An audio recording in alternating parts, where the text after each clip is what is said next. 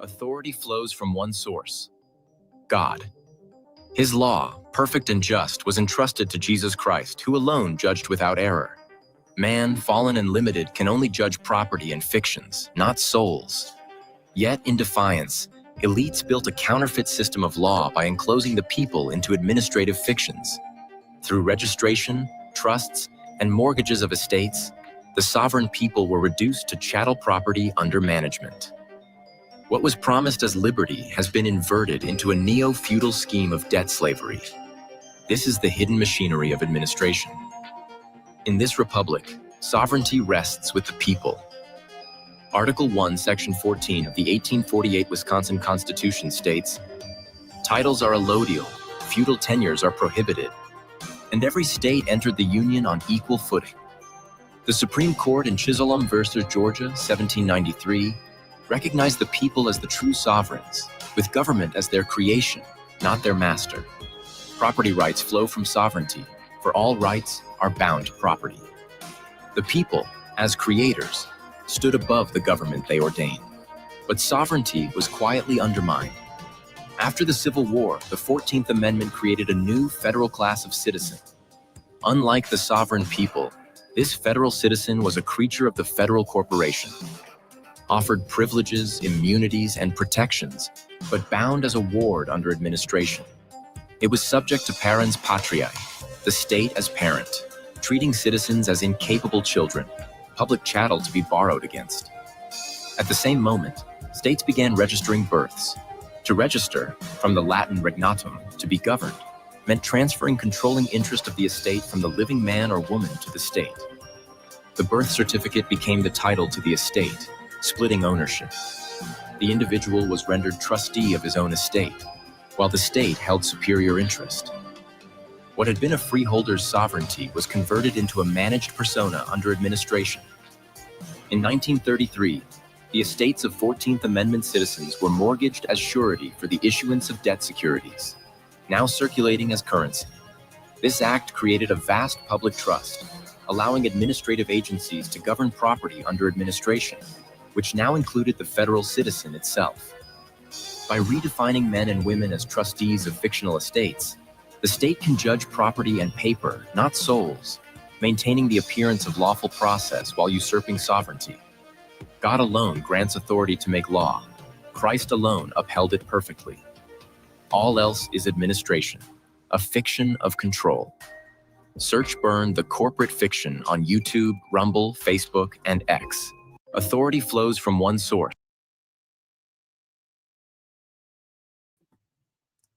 Good evening, ladies and gentlemen. Welcome to Burn the Corporate Fiction. Glad to have you. Hope everyone is doing well. YouTube did not like that short. So StreamYard has me on the side of the screen again. That's okay. We'll fix that momentarily. Tonight we're going to talk about, well, some current events because they're pressing, they're important, and if we do not give them attention, then we're going to be fucked, just to put it simply. So we're going to spend the first hour on YouTube, and I plan to go around 2 hours, maybe longer tonight.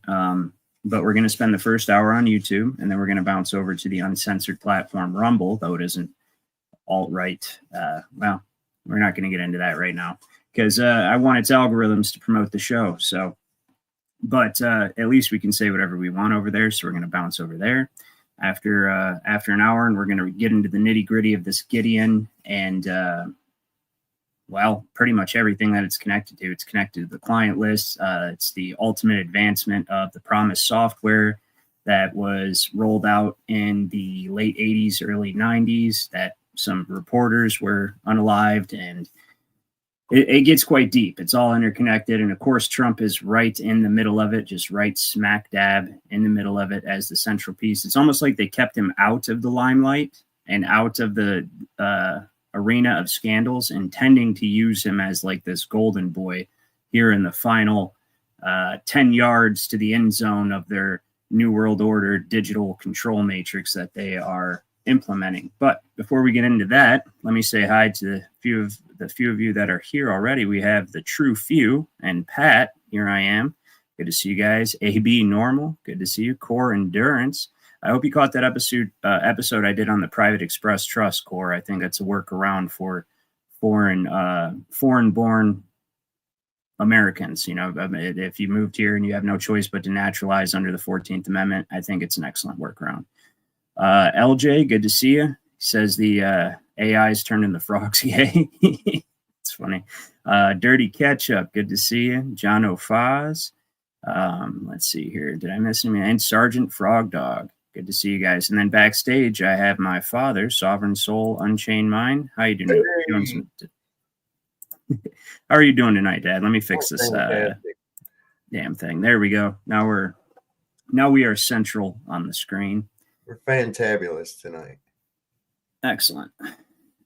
So we're going to get into some YouTube-friendly topics to begin with, which are still not all that friendly to YouTube. Just like that short I played, they don't really like a whole lot of my content on here, but there's not much they can do about it, and I plan to keep it that way. So this impending economic crisis, do you think the other shoe's going to drop by the end of the year there, Dad? Oh, you're going to see all kinds of crazy shit happen by the week. By the week, shit's going so quick. You've got a lot of stuff on the burners right now. A lot of stuff on the burners. You got all those victims that came out, made a statement today, said they're going to make their own list. Fuck the list that they won't release. Oh, well, you'll be happy to know that. Trump even had the fucking jets fly over while they were talking to the press to drown them out and shit. Did he really? Yeah. Actually, I don't doubt that because it's linked right into the Gideon software. Like that all of this is interconnected. Eugenics and even, believe it or not, alleged UFOs, though we don't subscribe to aliens on this channel. We know what they actually are. Project Bluebeam. It ties all in together. And you'll be happy to know, actually, that JD Vance, right, came out and said there is no list. It was actually just a big Democrat hoax. I don't know. You probably didn't get the memo. Yeah. A Democrat hoax that they went through the trouble of making but never released. Does that make any sense to anybody at all? It sounds like a psychological operation to me, right? Here's what it sounds like to me. That there's a bunch of evidence, and the reason neither side has bothered to use it and nobody's wanting to release it is because they're all involved, man. It's not 100%. A left-right thing at all. It's not. It's mutually assured destruction. That's a fact. That's what it's about right there. That is a fact. It is. And that's the whole thing. But not only that, it's so intimately connected. You know, I was watching this one guy put it very well. He said the reason that nothing's coming out about the list is because it's not that it would just undo a couple people. It would unravel the very fabric of society itself. You would find out that these dark people, these demonic people that first erected cities and minted coin and began to control people as property through commerce, right? They've been the same people the entire time. They've always done this shit. They've always done this. Okay, this is how they have their power. This is part of their deal. Okay, now you don't have to believe me, but why can you trace the same things going all the way back to ancient Babylon? Take, for instance, the sacrifices to Moloch, right? You've got paintings from the Middle Ages of the mouth of Moloch and people going into it, right? Like at the gates of hell. Then you have Travis Scott just a couple years ago, have a bunch of people die at his, what was that concert called? Astro World or something like that, right?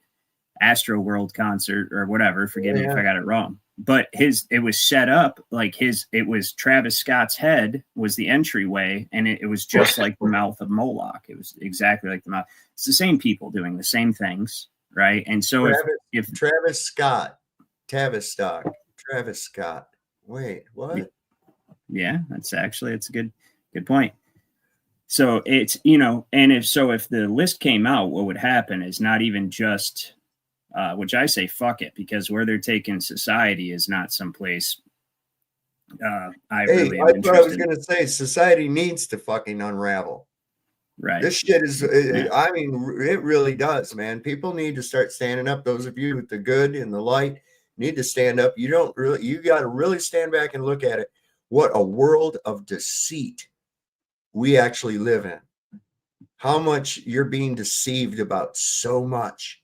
This little play that they're putting on for you, and these people, they got you immersed in this little play, and it's like, no, you don't understand the level of deceit and corruption that we live under. It's insane. And once people start to realize that, I think they're gonna hopefully can get past this fucking left-right paradigm. It's like I said before, the reason that Tom never kills Jerry is because then the fucking show is over. Okay? This is the same reason no one side fixes anything. Absolutely. You know, and like Dirty Ketchup pointed out, the spirit cooking thing, you've got all the celebrities involved. It's this is the dark underbelly of the foundation of society, right? Those big money people, the people that essentially create what you call an economy, which is nothing more than a system of slavery, right? And as capitalism is not the same as free market, but I'm not going to get into that right now. Capital means caput is Latin for skull or head. It means money on your head. It's capitalism. It means they get to borrow against you as capital stock, which is exactly what they do. You're nothing more than an agricultural commodity. But not to get too much into that, this entire system's fundamentally built around dark occultism. And it always has been. It's never been, and that's where the knowledge of how to create these societies and how to manipulate human psychology, that's where it comes from. And so, like my dad said, it does need to unravel, but it's not going to unravel unless we stand up and say no. And right now we're at the finish line. Like, this is all or nothing. There's a mass awakening taking place amongst mankind, and you can't deny it. I mean, people are talking about stuff and just in common conversation that would have been thought insanely crazy just 15 years ago. Okay. There's a mass awakening. That's why the elites are panicking. That's actually why I named this predictable reptiles, because they are predictable. They counted on mankind being so asleep that they would not recognize these very obvious patterns being played out over and over and over again, like the Hegelian dialectic. They engineer a problem, right? And then control the reaction to it with the media. And before it was newspapers, before it was reading societies, before that, that's one big reason why print media and then media in general came to be in wide distribution. They control the reaction, and then they offer the solution, which is the synthesis of their agenda the entire time. And people are waking up to it. Now, they're realizing that these aren't just random chaotic events or tragedies that are taking place, that they're actually scripted, engineered, and a lot of times don't even actually happen in order to bring about a desired outcome that people would otherwise not accept, like Gideon, right? Like, hey, we're going to put in this AI software that can just read everybody's message boards and social media. and check this out, though, right? In the movie Minority Report, Gideon is a character who serves as the sentry for the Pre-Crime Division's Department of Containment. He is depicted as being confined to a wheelchair, and his reasons for this condition are unknown. Gideon plays a significant role in the film, particularly in helping John Anderton uncover the mystery surrounding the predicted murder of a woman named Anne Lively. But throughout the story, Gideon interacts with Anderton and other characters, contributing to the unfolding events of the film. But I thought that was interesting that one of the characters that was part of the pre-crime division was this guy, Gideon, and that's what they named this fucking software. Well, it's interesting, and they hide a little Easter egg in movies like that, especially with The Matrix and Minority Report and Eagle Eye and iRobot. But one thing with The Matrix and Minority Report is the Mr. Anderson, Mr. Anderton, right? And if you know how to read, if you get that the Bible was written in a symbolic language translated into a phonetic language where each letter is a sound, not a symbol with a multitude of meanings, when it really actually still is, though. They're hiding something from you. They're hiding the Anderson, right? There's and God, right? So you have in the beginning God, and then you have and the Spirit, and then you have and God, and that's the Trinity. right? And that's the three separate aspects. And so the and or son, the word and, right? Or even take like one of these serpentine symbols like the ampersand. Mm-hmm. Do you know what an ampersand is? Yeah, Yeah, absolutely. the little Right? and symbol, the little figure eight looking and symbol. Yeah. Right. They're showing you that this and God that said, let there be light, right? Well, the sun, it's all an allusion to Jesus. It's like a low-key, very subtle allusion to Jesus Christ. And only they get it because only they know how to actually read the shit that they've encoded, except for now a few of us have cracked it and we're able to see it and get it out there for everyone else. So kind of like hackers, right? Anyway, the first thing I want to get into tonight is I've noticed a predictive pattern for this coming, reset. There's no other way to put it. And these predictive patterns are there's always been a major tariff, right? And prior to economic collapse. And you'll notice every single time there's this tariff pattern happened, followed by the economic collapse, it was to change the money supply every single time. I'll show you guys. If you don't believe me, watch this.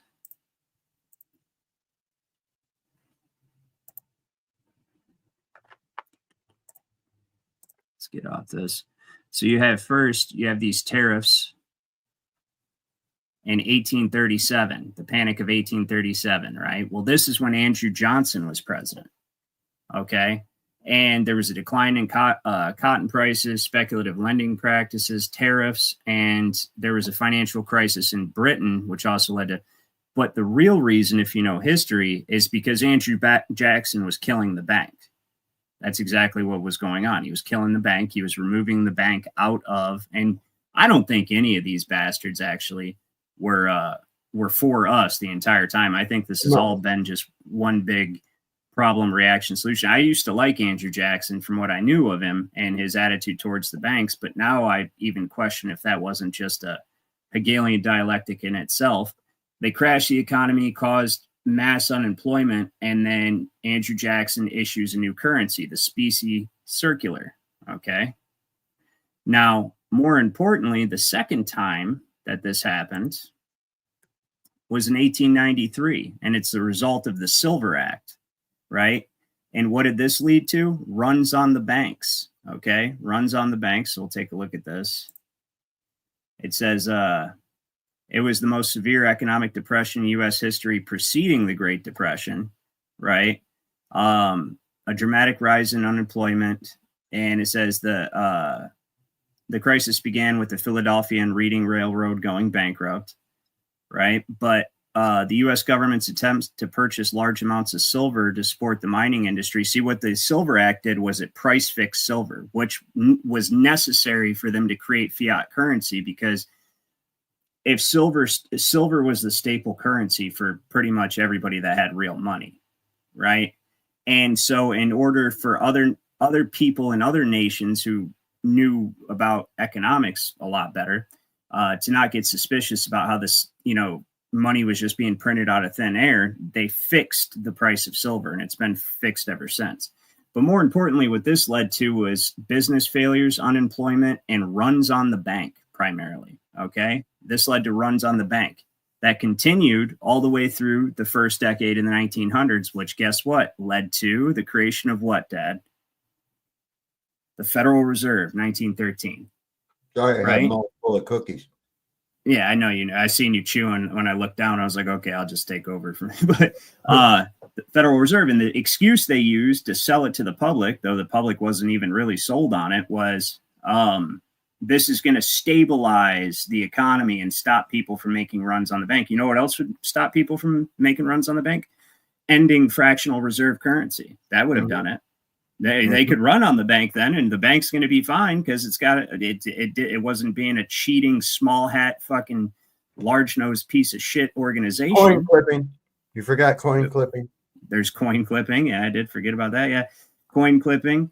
I meant it as an adjective to go in with that torrent of adjectives that we had there. And then finally, the last little bit of boring history. Foreskin chewing. Don't forget the foreskin thing.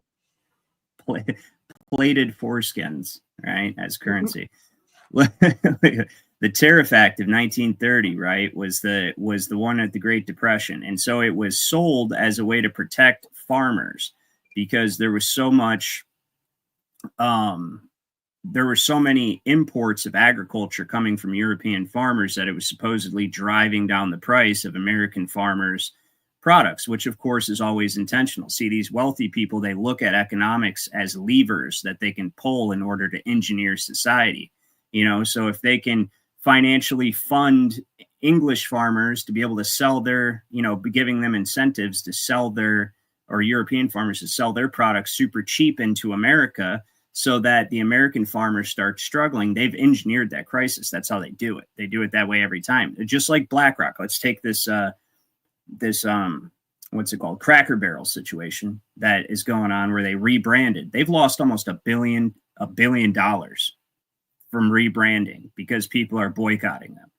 But it doesn't matter because BlackRock has promised them $4 billion to do whatever BlackRock says. So it's actually a smart business decision. It's shady and it's immoral and unscrupulous, but you can see they're making a business decision to go do the dumb BlackRock shit, the ESG stuff, because BlackRock's funding them, and BlackRock knows they're losing money. It doesn't matter because these people have more money than they could spend in 100 lifetimes. It's not about money anymore. It's about controlling you. So they're going to pump their narratives and their agenda through all these private corporations right down your throat, whether you like it or not, because they have the money to do it. They can lose $1 billion and not bat an eye if it's ultimately leading towards their New World Order goals.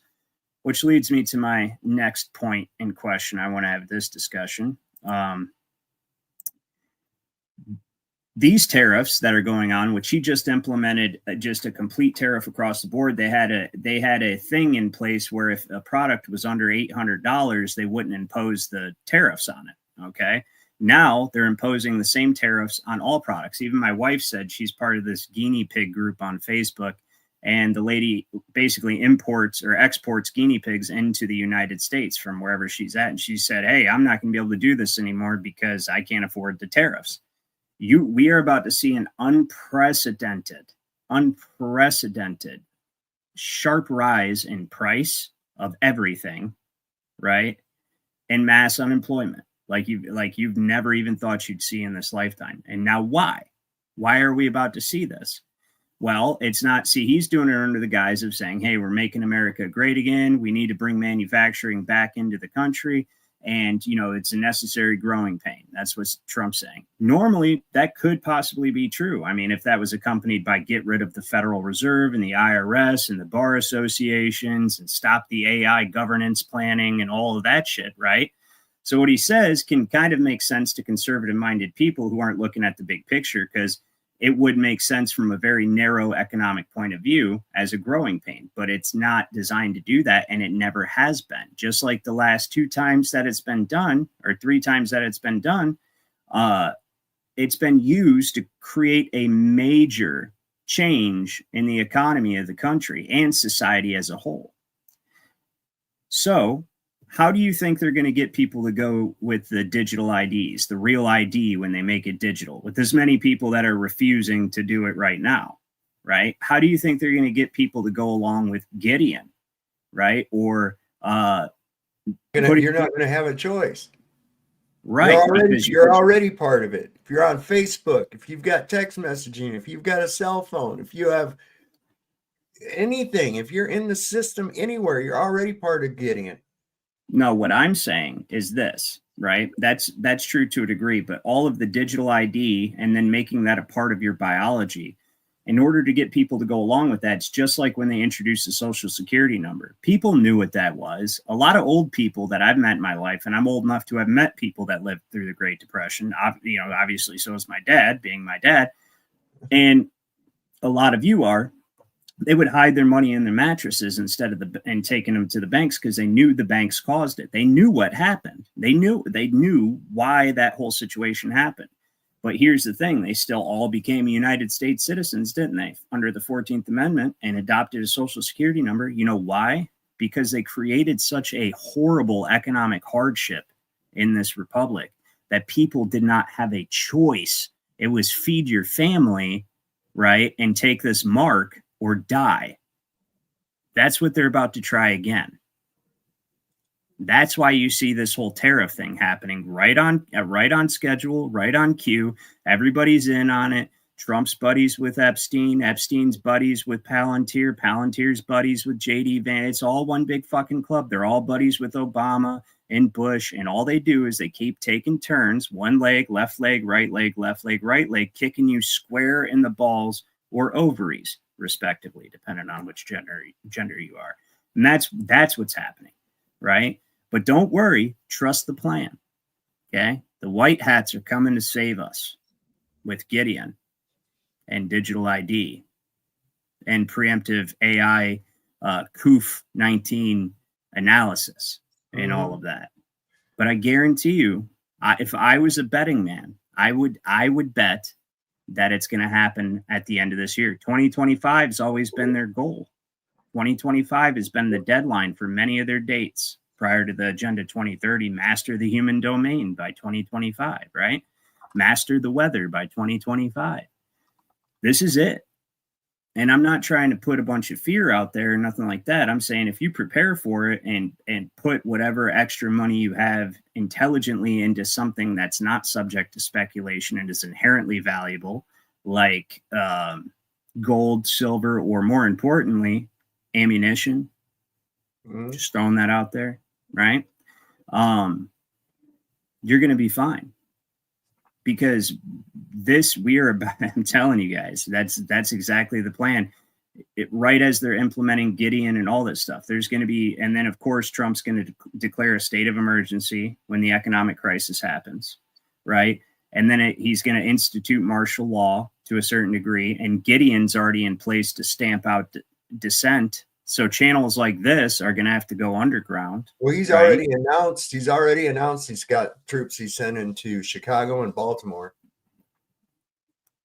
Yeah, preemptively. Yeah. And that Gideon, that thing's all hooked right up to it. They're already using it.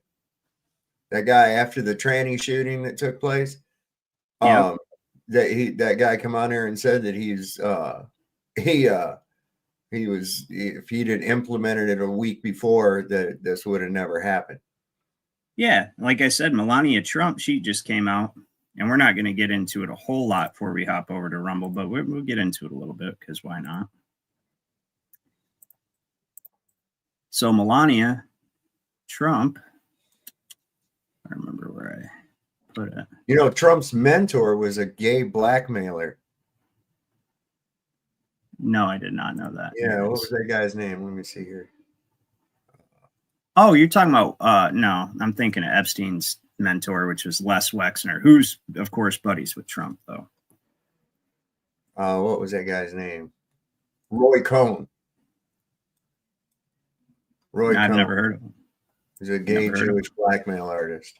Oh, yeah. Doesn't surprise me, though. Trump's always talking about how good-looking dudes are and stuff, so, hey, whatever.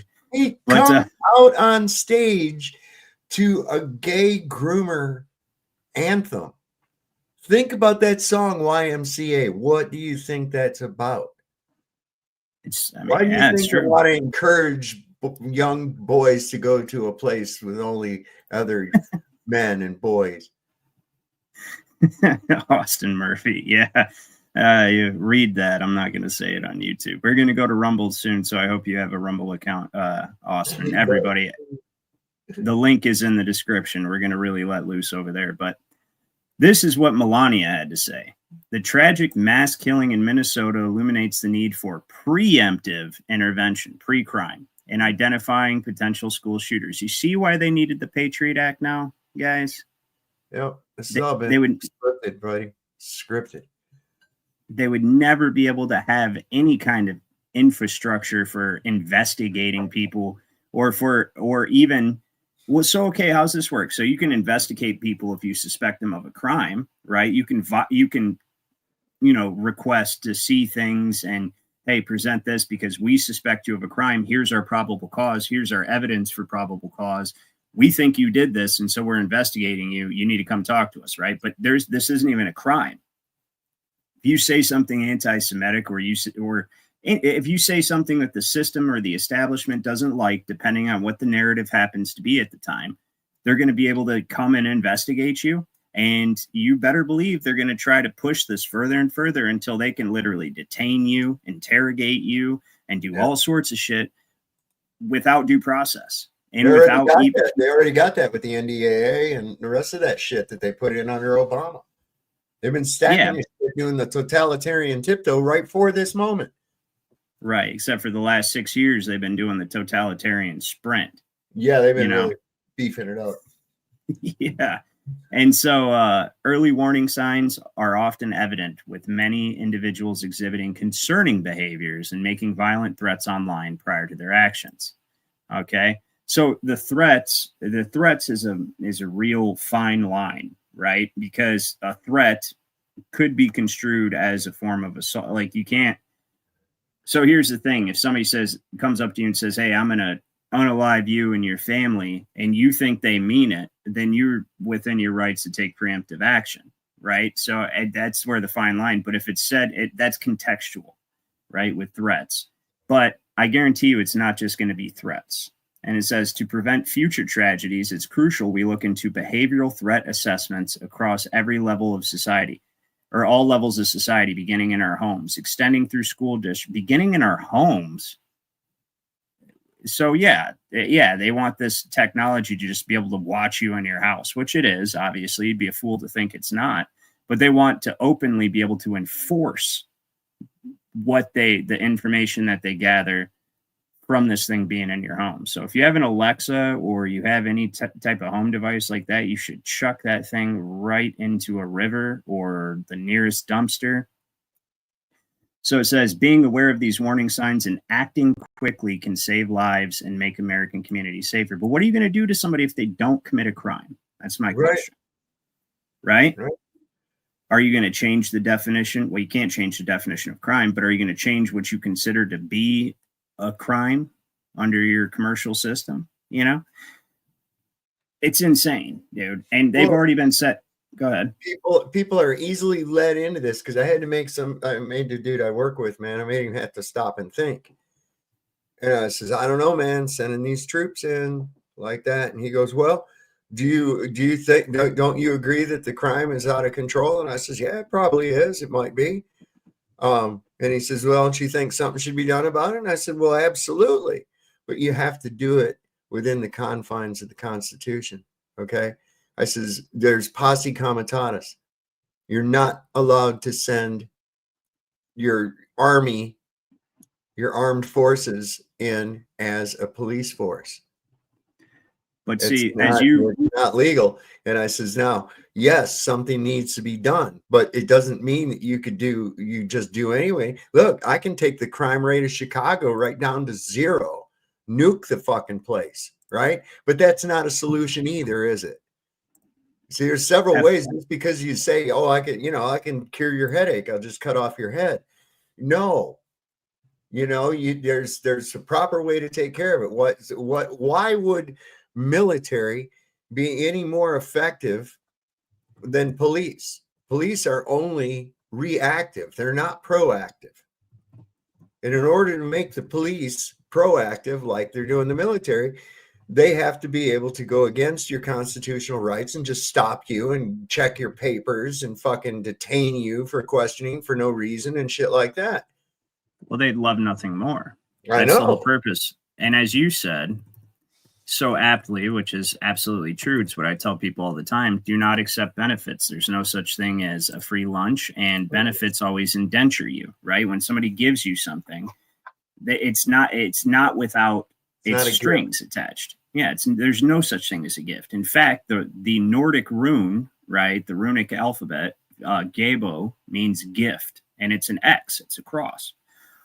And it also means curse, because it is one and the same thing, right? So do not accept things, especially protection, because this is where we end up, right here, where the government gets to treat you like helpless infants, right? Administer you as children and borrow against your sweat equity for your quote unquote benefit. right? Title 42, health and welfare. That's where the space program is. Space program's in health and welfare. I've shown that many times. It's stupid, but you know why it is? Because everything they do to get funds from you has to be for your benefit and welfare, all because this thing is a big philanthropic scheme. Okay, it's all under the guise of charity and being on the up and up for a bunch of helpless infant paupers who are incompetent and don't know the way that things work by design because of the Rockefeller education system. And yeah, no, that's why they made everybody into helpless infants, dependent upon the artificial womb. How many people would die tomorrow if you didn't have indoor plumbing, if you didn't have grocery stores, if you didn't have all of these amenities, heat, right? And how many people even know how to make a fire, right? Just without a lighter or gas. Can people make a fire? No, not many people. And they engineered this so that you need them. Mm-hmm. And that's what allows them to treat you like this.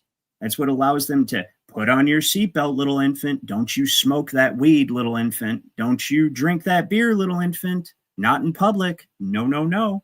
Right? Or you have to have insurance on your car, infant. Right? It's all the same thing. And now it's increasing and increasing because they have to protect the property that's under. It's part of the law of administration. Just look into a treatise on the American Law of Administration from the 1800s. Guy lays it out perfectly. It's all about and it goes back to the Magna Carta, when they take you under administration through some sort of benefit, or it's because you're dependent on them. And when one is dependent on another, they have to subject themselves to the will of the person or entity they're dependent on. So they made you dependent. And now that you're dependent, they get to treat you like a child. And the law upholds that until you become independent. If you need them to work, right? That's the whole thing about employment. It is a ploy. It has always been a ploy. It's employment. Right? When you apply is the same thing as plea.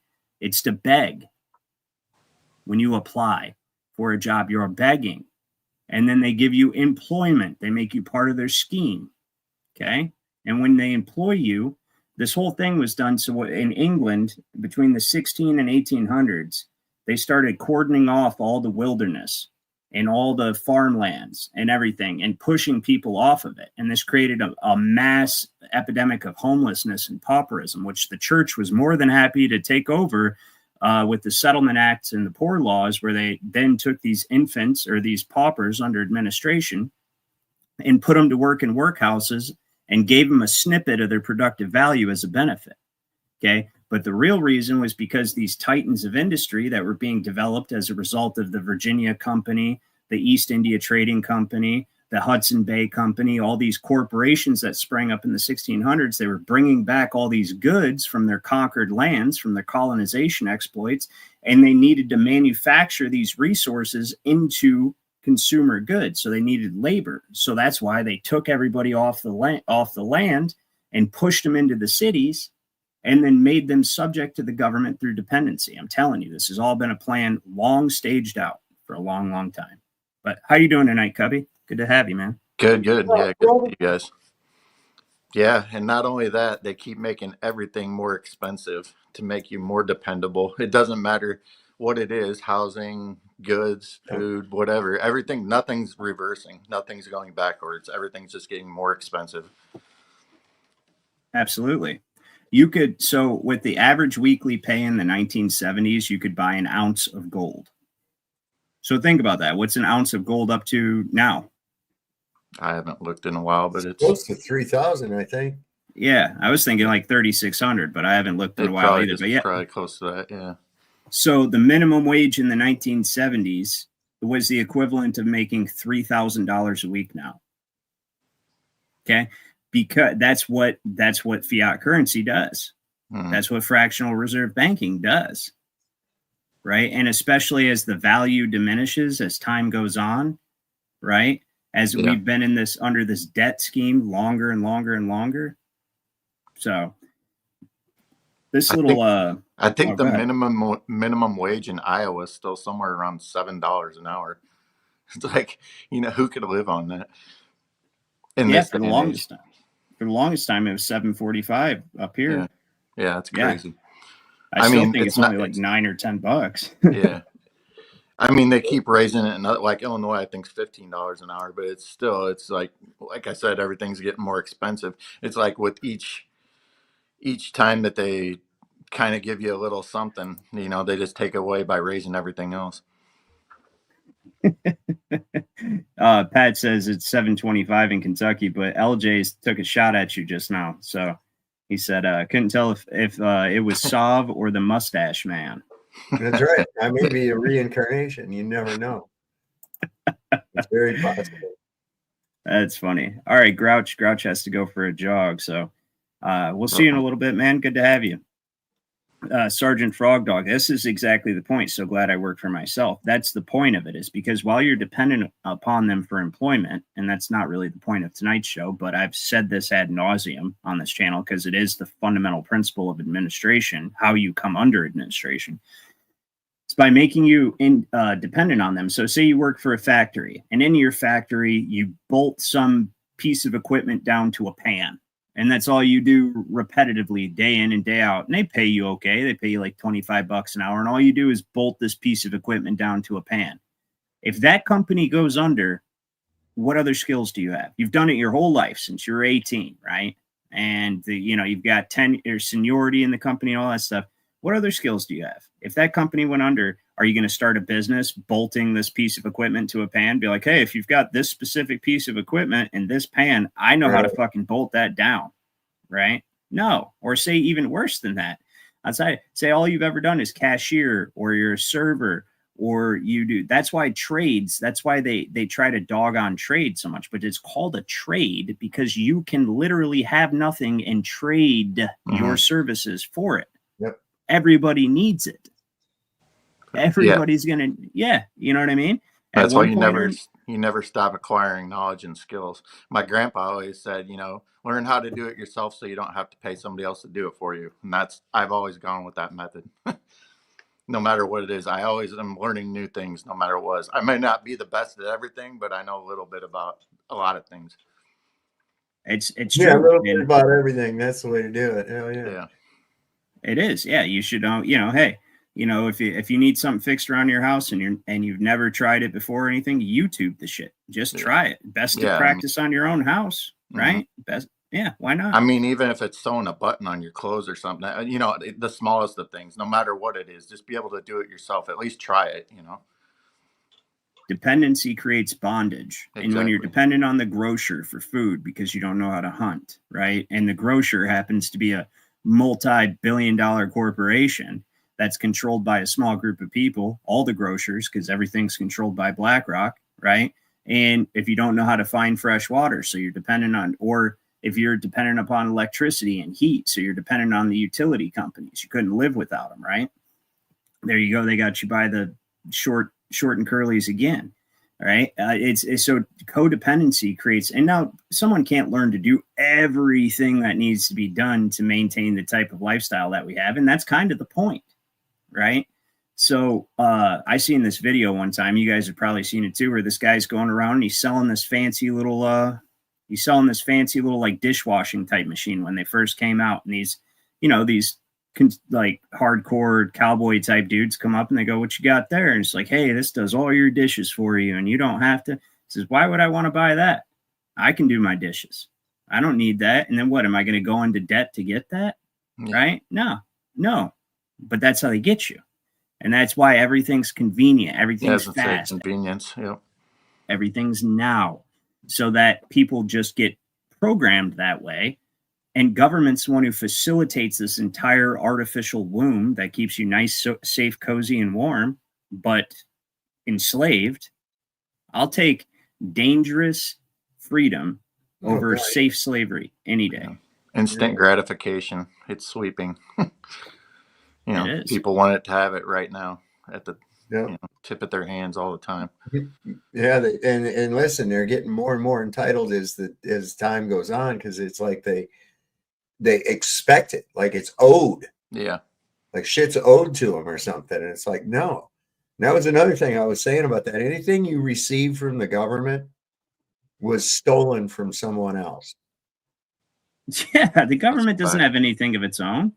No, that's what I always tell when they're talking about spending, right? Like that's the whole thing about spending. So there's a story about Davy Crockett, one of his constituents, right? It's Davy Crockett had to vote on this bill that was in the House, a private bill to give this widower of some soldier like a dowry, I think it was, or something like that, because she didn't have one. And it was like, well, he served honorably or all that. And I think that's the story. Don't quote me, right? But the principle is the same. It's been a long time since I read it. Basically, Davy Crockett was all soft in the heart for her, and he said, okay. He voted for it. And when he came out, one of his constituents walked up to him and said, you know, when I voted for you, I thought you had real potential, man.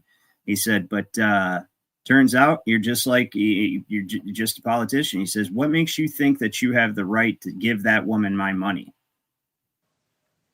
Period. Right now, I get it's a sob story and it's sad, but charity should be voluntary. When you start doing charity at gunpoint, that's communism. Exactly. Yeah. Well, that's what we have here today. It charity is at gunpoint. Yeah. Sure. You got all these people up in arms about not being able to buy Coca-Cola and bullshit with the supplemental nutrition assistance program, right? Because can't get lion meat at the store. Right. Lion meat, the loins. Yeah, that's funny. That was fucking hilarious, man. That was fucking hilarious. Yo, we gotta get out of here. They said straight up selling lion meat. There you go. That's a good old Rockefeller education system at work right there. Yeah. That's why everybody's infant. But no, that's exactly the point. Is it's dependency ultimately, and they engineer this dependency and this low level of education amongst everybody. So here's another point: if ignorance of the law is no excuse for breaking the law, then why don't they teach the law in school? That's a good question, right? Yep. Yeah. Why not? Well, because if you learn the law, you'd learn that what they're doing is not law. It's all a result of contracts and trust arrangements, and they can't have that happen, because then you'll be able to extricate yourself from it. Right? So that's the thing. And technology is the greatest enemy of mankind right now. So as we see here, this is from Last American Vagabond. He's okay. He's kind of long-winded. I listen to him sometimes, but he's got his finger on the pulse for the most part. And so he says, it was recently reported that the Chicago Police Department has implemented a new Orwellian program that targets innocent citizens based on indicators that they might be a person who has the potential to carry out a crime. Minority Report, right? Very much so. Similar to dystopian films like Minority Report, a complex computer algorithm will track and catalog every citizen in the city and use private data about each person to determine whether or not they could be a potential criminal. What do you guys think of that? So it's already in the cities.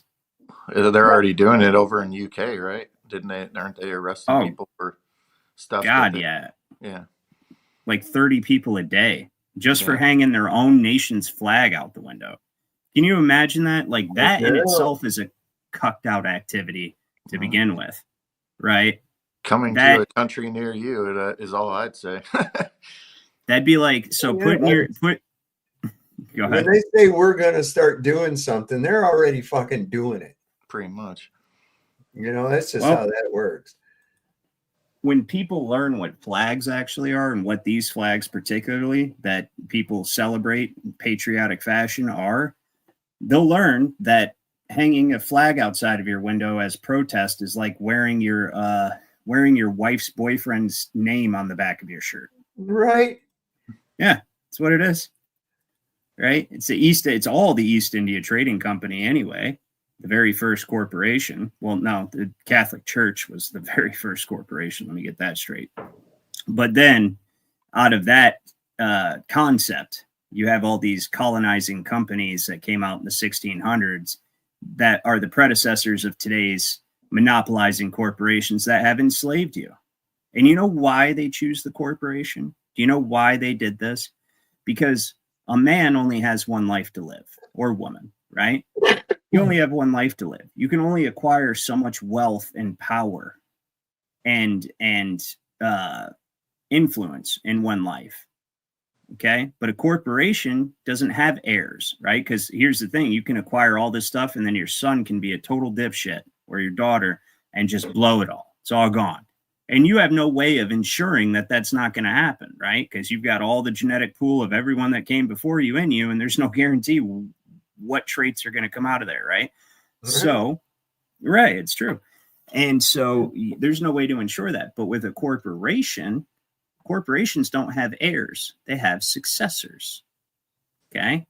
And a board of directors that's specifically chosen out of their willingness to advance the goals of the corporation and their loyalty to it. And not to mention they're heavily invested in it. And it never dies.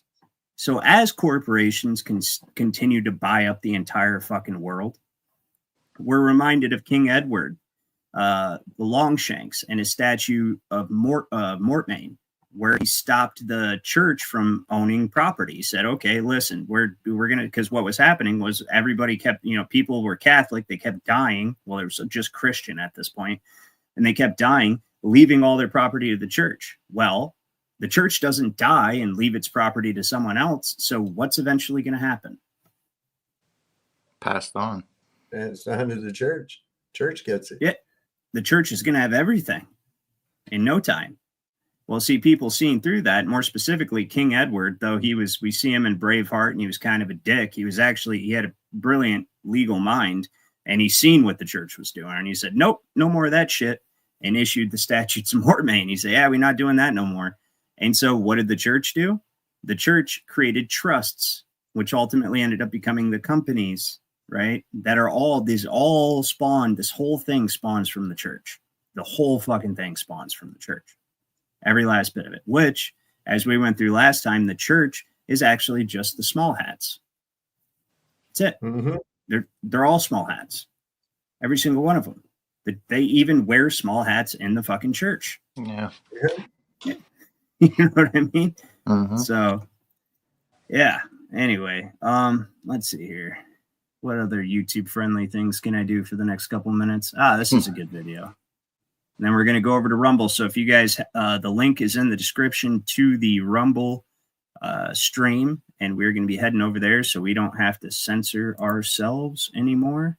And we would love it if you would join us over there. So, but until then, let me stop this. And hold on, I got to reshare the screen so you guys can hear it.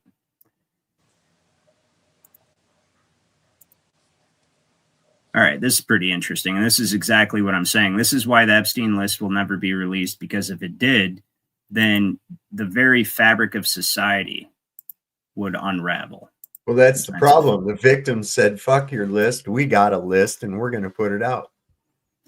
And that's awesome. And I hope it does a great deal of damage, but it's not going to be the same as if Trump put the list out. Well, that's the whole thing is I think that a vast majority of people are realizing that the reason Trump's stalling this and calling it a hoax and everything is because he's involved. The one thing I question about that, what they did today, is like, why didn't they just come out and say the names of the list then? Because do it right in front. You're on the Capitol steps. Yeah, right. You couldn't be more protected. You couldn't be more protected. Otherwise, you're going to end up Virginia Dufresne probably. But Virginia Dufresne's already talked. She's already got her shit out there. It's people. Yeah. They're just people aren't really paying attention. It's like these people have already been talking for years. What the fuck? I guarantee you this though. Virginia Dufresne only put what she thought was safe to put out there, and apparently she was wrong. I guarantee you she kept some shit back that she knew would have gotten her ended immediately. Like Max Spears, he got taken right out. Yeah. The problem too. Oh, sorry. No, yeah, you're good.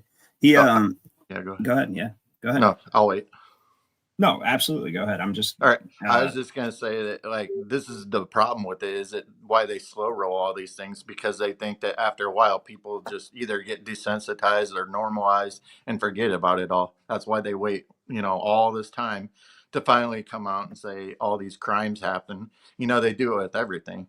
It's like, because over time people just get tired of it and don't care anymore, pretty much. I mean, a lot of us still look into it, but there's a lot of people that just like, oh yeah, whatever at this point. Well, see, the funny thing is they miscalculated when it came to children, Yeah. because that's not happening. People are like, yeah, you know what though? No, we still want it. So, Yeah. and we're not going to forget about it. And I got to their credit, in which I don't give them much, because they still are witting and unwitting propagandists for the CIA on the alt-right. But a lot of alt-right people are, come out, like Benny Johnson, for instance, who I know he's a 40-year-old frat boy, like my dad says. That it's fucking, I get it. But he was legitimately pissed about that list. He was pissed that it didn't come out. And you could see it on his face. It shook the bedrock of how he thought things worked. You know what I mean? And never mind Dan Bongino and Kash Patel, who were talking all that shit before they got into their positions. You can tell they took them into a dark room and had a talking to, right? Oh, yeah. Like that. Oh, for sure. Like in Network. Yeah, exactly, like in Network. And you can see on Dan Bongino's face when he's getting interviewed, dude, he's sweating bullets. He don't want to say shit. He don't want to. They were like, look, dude, we'll erase your existence. Yeah. Okay. They're not even the same people. No, they're not even close. All right, let's check this out real quick. These Illuminati Jews have now founded a mystery Babylon system. The same men, the same system. They were responsible for the French Revolution and the Order of the Illuminati in its founding. Now they control the United States behind the scenes. I believe there has been basically a coup d'etat in America. They control Russia, and they control almost every nation on earth. Here's from the Austin American Statesman. Talks about George W. Bush going over to Israel. And where is he? At the Wailing Wall on the Temple Mount. And what is on his head? The Jewish yarmulke. Did you know he's a member of the Skull and Bones Society? And the Skull and Bones Society, when they're initiated at Yale University, they declare themselves to be Jews. And they say, we oppose all the Gentiles of the world. Look at some of these pictures of powerful American senators, presidents, and so forth. Just want to say I might have picked the wrong video for YouTube friendly. So this is for entertainment purposes. It's all fake. Yeah. Meeting with the head of the Lubavitcher cult of Judaism. Of course, the founder of communism was Karl Marx, a Jew, also a high priest of the Church of Satan. Hey, in Soviet Russia, it was the Jews that founded, the Illuministic Jews who founded Soviet communism. Don't think they were just communists. They weren't even Russians. Most of them, they were Jews, and some of them were from the United States. The Jewish Illuminati, who were underground but had billions of wealth, now are the masters of the Russian Empire. These Illuminati Jews have now founded a mystery Babylon system. The same. Yeah, it's the same people. It's the same people it always has been. Kevin, Catch-22, he says the list is an element of the Overton window. Did you guys know that? That's actually pretty wild. I mean, that's how impactful it would be. Absolutely. Yeah. So, all right, we've reached that hour mark, ladies and gentlemen. So if you are not over on the Rumble stream, I ask you that you kindly head over there if you'd like, of course, to keep hanging out with us, because we are getting off this censored platform of Small Hat Tube, and we are going to go to Rumble, where we can say what we want. So, can you drop a Rumble link for the people in there in case it's in the description. Oh, okay. I know how to do it. I just didn't know if other people did. Okay. No, of course it's in the description, but that actually might not be a bad idea. Let me go ahead and open up our stream on Rumble real quick. And actually, do I still have it in my clipboard? Let me see here. Maybe. No, StreamYard one. Thought I could get lucky there. Yeah, so I might be able to do it. Here, I got it. Okay. It's just going to be double echo for a second. Yep, there we go. Share, copy link, and here you guys go. So if you guys want to head over there, I see a lot of you have already made it over there. And there you go. That comment is for the rest of you. And we are now dropping YouTube. So hope to see you guys over there.